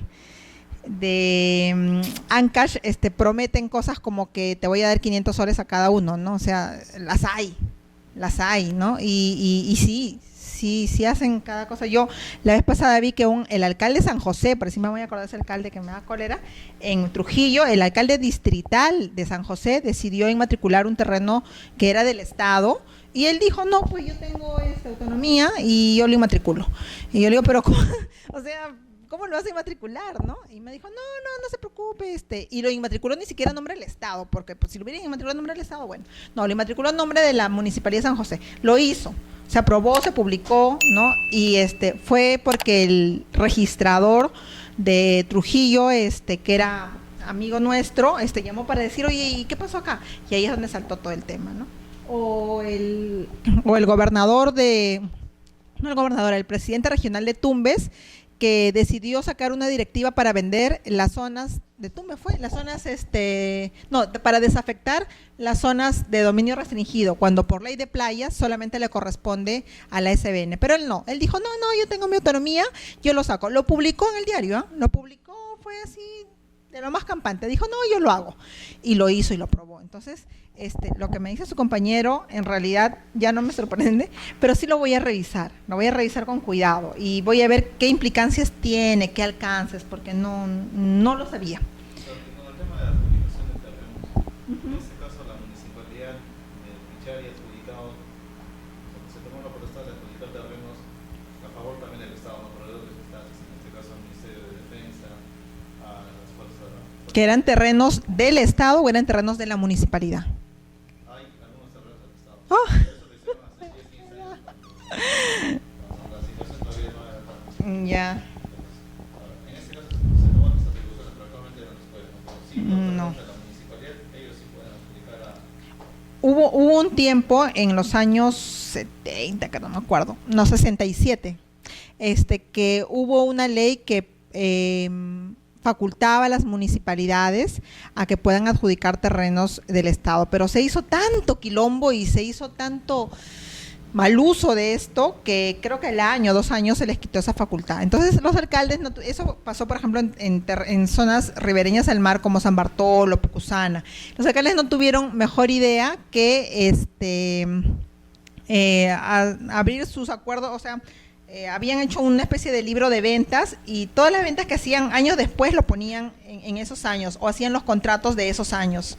Entonces sí generó muchos conflictos. No sé si en el caso de la convención en particular haya habido alguna norma que los faculte de manera expresa a que haya podido transferirlos. No lo conozco, nunca lo he escuchado. Probablemente sea una de las tantas cosas que le han hecho al Estado y que la superintendencia, pues por ser tan pequeña, no los haya podido advertir. De su propiedad, sí, claro, sí, para proyectos sí, totalmente, y eso sí lo pueden hacer.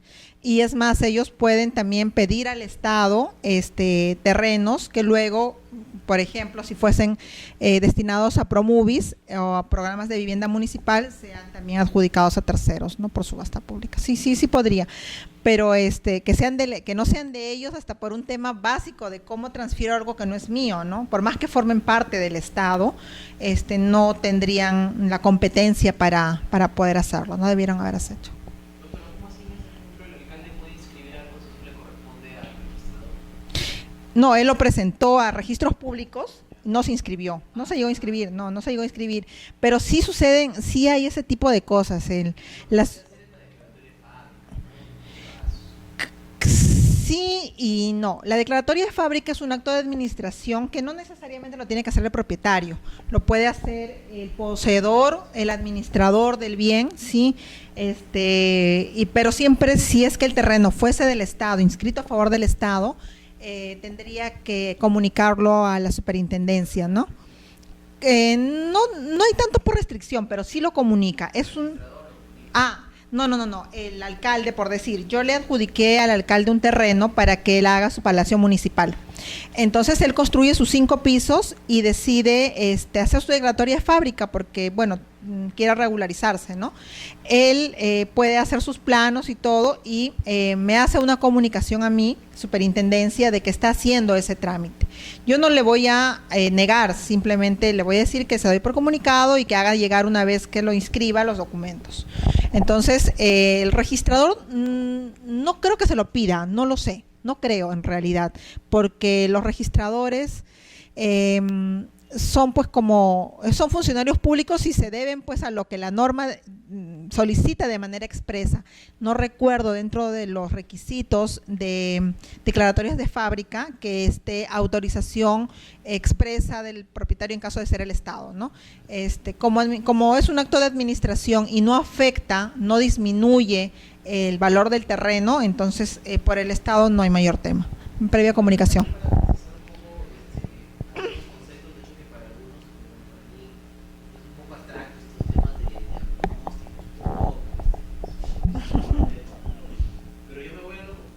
¿Ya? Y, por ejemplo, en el caso de la Municipalidad Metropolitana de Lima, ellos aprueban un índice de usos, ¿no? Para los suelos. Yo, por ejemplo, acá yo la otra vez bajé la ordenanza 1015 del 2005, ¿no? Que aprueba el índice de usos para ciertos distritos. Uso de suelo. Uso de suelo. Por ejemplo, para instalar una antena, para que haya servicio, para que haya señal en el celular, hay que instalar antenas. Y esta ordenanza prohíbe la instalación de antenas en todas las zonificaciones habidas por haber en el Rímac y en San Martín de Porres. Quiere decir que en San Martín de Porres y el Rímac no puedo instalar una antena de telecomunicación y por ende no puedo prestar el servicio de comunicación para los ciudadanos que viven ahí y los que pasan por ahí o los que trabajan ahí. Todas las zonificaciones están bloqueadas, o sea, no se puede. Eso me parece un poquito excesivo. Debería haber algún ente técnico, ¿no? Regulador, ¿no? Y esto sí, yo sí lo entiendo porque ellos sacan un índice de uso basado en la percepción ciudadana. Seguramente en el año 2007 la gente seguía con este mito de que las antenas te producen cáncer, ¿no? Un tema así. Para una voz, no se puede instalar en el lugar. Es importante indicar que el tema del uso de los suelos o las zonificaciones urbanas no tienen directa relación con los instrumentos de gestión para el ordenamiento territorial como la zonificación económica y ecológica, el diagnóstico y los estudios especializados. No, es más, Lima no tiene ni el más mínimo moví de dedo de iniciar un tipo de instrumento de esos. Ellos se llevan sí por ordenanzas que sí pues las restringe, pero no tiene directa incidencia en lo que estamos viendo en el tema de ordenamiento territorial, ¿no? Que no debería obviamente, ¿no? Y no sé si eso hasta podría ser materia de algún recurso, porque restringir la comunicación, porque indirectamente lo estás haciendo, restringir a una correcta comunicación de las personas que están en su distrito, es algo que, claro, es algo que le niegan, es algo que, claro, que incide directamente en la obtención de un servicio público que es básico, ¿no? Que es vital. Bueno, ahora con el tema del celular ya se ha vuelto algo vital, porque es parte de tu comunicación, ya no solamente el agua y la luz, sino el tema de comunicaciones también es importante. Vamos a ir avanzando un poquito porque me atrasó. Ya, estamos aquí. ¿Qué logros han alcanzado en la actualidad? Mire, ve, toda la clase me pasé diciéndoles que eran 11 y resulta que son 12 gobiernos regionales que ya han aprobado su zonificación económica y ecológica. Hay muchísimas asistencias técnicas que está haciendo el MINAM a los gobiernos regionales y los gobiernos locales, los está coadyuvando, enseñándoles, ayudándoles. Está este manual que les he pasado también con Carlos de cómo ellos puedan generar sus instrumentos. Tenemos también, y esto es importante para los técnicos, tenemos que el MINAM, bueno, tenemos como si yo trabajara ahí, ¿no? El MINAM ha sistematizado información espacial respecto a los territorios. Cuando, por ejemplo, a mí me pedían que le entregue un terreno en Pichanaki, para mí era en 15 días, para mí entre que yo saco la boleta, el pasaje de avión y las 1000 cosas, no me daba los 15 días. Entonces, como había el tema de la responsabilidad, usábamos algunos instrumentos, como el Ingemet, el GeoCadmin, hasta el Google Earth, ¿no? Para ver, darnos alguna referencia de cómo podía estar un terreno. Ahí encontramos el geoservidor, que es, ustedes, no le puedo traer acá, pero si ustedes entran a la página del MINAM y buscan geoservidor, ahí van a ver este aplicativo que permite, tiene mapas indicándote cuáles serían, en los casos que ya tienen las zonificaciones ecológicas o en algunos que hayan tenido algunos estudios especializados, qué uso tendría este sector, ¿no?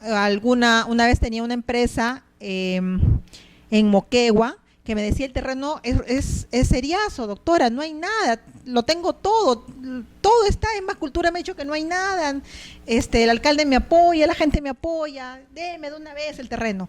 Entonces se entró a uno de estos instrumentos y se advirtió de que hace más o menos 3 o 4 meses se habían encontrado restos arqueológicos y que estaban en estudio. Entonces, si yo se lo entregaba y ahí había, por decirle, un Caral 2, y eso se veía afectado, no iban a ir contra el que lo destrozó, iba a ir contra la persona que le autorizó. Entonces, siempre es bueno revisar, además de la documentación que el administrado trae y que es parte de un procedimiento administrativo, revisar instrumentos que el propio Estado pone a disposición, en el caso de los técnicos, para que podamos hacer un correcto diagnóstico. El diagnóstico, yo siempre lo pongo como ejemplo, es como cuando uno va al doctor, ¿no? Y le dice: doctor, me encuentro mal. El doctor dice: ya tómate esto, te dice hace cuánto tiempo lo tienes, lo has tenido antes, cómo fue, y te va preguntando miles de cosas. Lo mismo sucede con el diagnóstico físico o legal de un predio, ¿no? Se tienen que ver muchas capas, no solo de quién es y está inscrito o no. Registros es una capa adicional, no es la única. ¿Qué está pendiente para terminar ya el tema? Reconocer nuestro territorio y valorarlo, ¿no? Me ha pasado más de una vez y me siento realmente con mucho cargo de conciencia que nosotros, por ejemplo, el tema de la selva lo vemos con desdén. Lo digo como administradora pública, digo, bueno, pues es un pedacito en una selva, es chiquito, y no es así. Debemos valorar las zonas que realmente sean sensibles, porque finalmente es lo que vamos a dejar a nuestros hijos. Con el ordenamiento territorial se debe destacar que no solo el sector urbano es el favorecido, sino que se tiene que advertir las potencialidades en realidad de cualquier terreno. Y me quedo con esta última idea, que Me parece que es fundamental. No existe territorio sin potencialidades, sino más bien territorios sin una adecuada visión del desarrollo. Tenemos que ver en un terreno donde supuestamente no hay nada, alguna actividad se puede hacer. Si se hacen estudios correctos, se podrá pasar una carretera, se podrá poner un aeropuerto, algo. Todos los terrenos tienen alguna potencialidad. Corresponde a nosotros como sociedad y a los especialistas advertirlos. Muchas gracias, chicos.